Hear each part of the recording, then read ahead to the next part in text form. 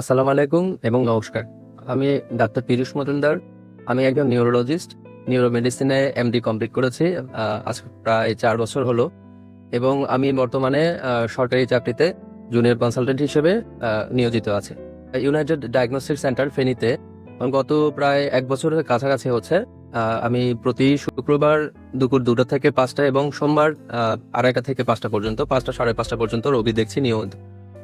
আমার কাছে যে রোগীগুলো আসে তারা বেশিরভাগ হচ্ছে স্ট্রোক এবং প্যারালাইসিস সম্পর্কিত রোগী। আপনারা সবাই অবগত আছেন যে বর্তমানে বিশ্বে সহ শুরু করে আমাদের দেশে স্ট্রোক এবং প্যারালাইসিসের রোগী দিন দিন বাড়ছে। সেই সাথে স্নায়বিক নানা ধরনের সমস্যা, বিশেষ করে মাইগ্রেন, বিভিন্ন মাথা ব্যথার সমস্যা, কোমরের ব্যথা এবং সেই সাথে কোমরের জনিত যে স্নায়ুর যে রোগগুলো আছে, জিবিএস এবং অন্যান্য পেরিফেরাল নিউরোপ্যাথি বলে, যেমন ডায়াবেটিস জনিত কারণে হাত পা জ্বালা পোড়া থেকে শুরু করে যে দুর্বলতা, সেই যাবতীয় বিভিন্ন ধরনের রোগ, জটিল রোগ চিকিৎসা দিয়ে থাকি। আমাদের এখানে যদিও বিভিন্ন পরীক্ষা নিরীক্ষা এবং সমস্ত চিকিৎসা দেওয়া সম্ভব না, তারপরেও ফেনীতে এই স্বল্প পরিসরের মধ্যে যতটুকু সর্বোচ্চ চিকিৎসা দেওয়া যায়, একজন বিশেষজ্ঞ হিসেবে তার সর্বোচ্চ চেষ্টাটুকুই আমার পক্ষ থেকে করি। আর একটা জিনিস সবাইকে সতর্ক করব, সেটা হচ্ছে সুস্থ থাকা হচ্ছে সবচেয়ে বড় নিয়ম।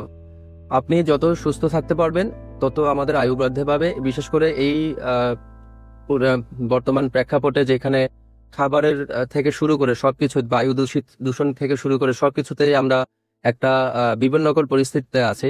সেই ক্ষেত্রে আমাদের হেলথ কনসাস, স্বাস্থ্য সচেতনতা নিজেদের বৃদ্ধি করা এবং চারপাশেও অন্যদেরকে সচেতন করা খুব জরুরি। আর দিন দিন যেহেতু স্ট্রোক এবং স্নায়ুজনিত জটিলতা দিন দিন মানুষের মধ্যে বাড়ছে, সেই ক্ষেত্রে আপনারা বসে না থেকে অবশ্যই ডাক্তারের পরামর্শ নেবেন এবং রেগুলার হেলথ চেক আপ করবেন। প্রয়োজনে পরীক্ষা নিরীক্ষা করে দ্রুত রোগ নির্ণয় এবং রোগ যেগুলো আছে, যেমন অনেকদিন ধরে রোগ, যারা ডায়াবেটিসে ভুগছেন বা প্রেশারজনিত রোগে ভুগছেন, তারা যাতে সময় মতো রেগুলার ফলো আপে থাকেন, সেই জিনিসটা নিশ্চিত করবেন। তাহলে কিন্তু স্বাস্থ্য ঝুঁকি এবং স্ট্রোকের ঝুঁকি অনেকটুকু কমানো যায়।